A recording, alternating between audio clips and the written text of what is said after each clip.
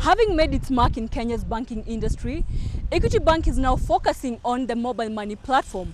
Fresh from registering 15.7 billion shillings in pre-tax profit for the third quarter of this year, the bank says it has registered 200,000 subscribers in its mobile money platform.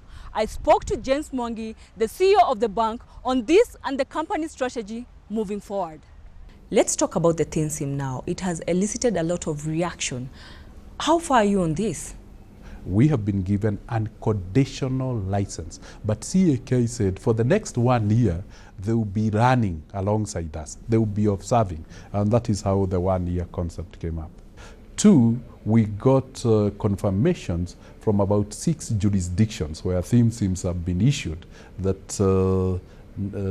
the allegations that had made none could be supported, neither has been observed, and in some of the jurisdictions, Thin SIMs have been in use since 2001. So it is very important that the public knows there is no security issues. And we have just launched 2 weeks ago. We have already 200,000 Kenyans with Equitel SIM card.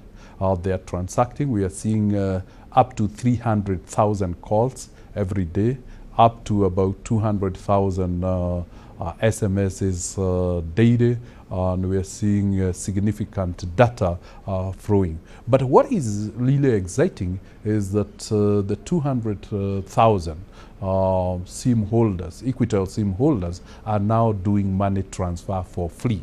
And they're doing this in a secure environment because all their data is encrypted. So there is absolutely no risk as regards the information. We have placed an order for 5 million Thin SIMs, which we hope will arrive in the country before the end of the year.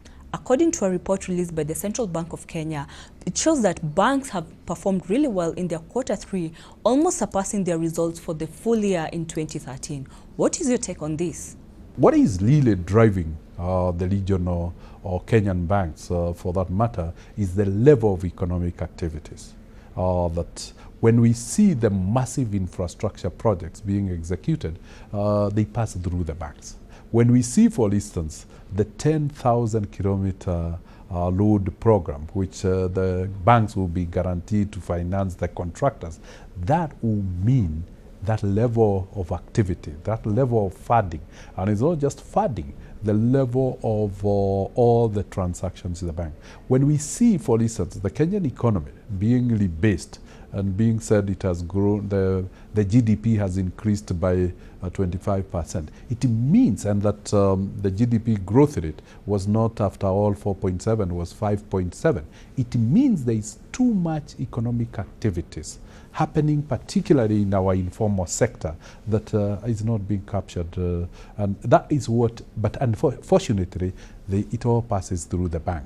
It is the integration of East African community that makes regional operations that much cheaper. You have plans to register a holding company to oversee your regional subsidiaries. Tell us more about that. At the moment, the Kenyan bank owned the South Sudan subsidiary. So if anything happened to South Sudan like we had seen and everything was lost, that cost would be written off through Kenya. But once you form a group, South Sudan will be owned by the group like Kenya. And so the cost would only be written off through the non-operating, not a regulated company in Kenya. So we will be ring-fencing Kenya from the shock. So, and we didn't think it is prudent to think about going. Now that we are in 5 countries, and the next phase might include countries like Ethiopia if they open.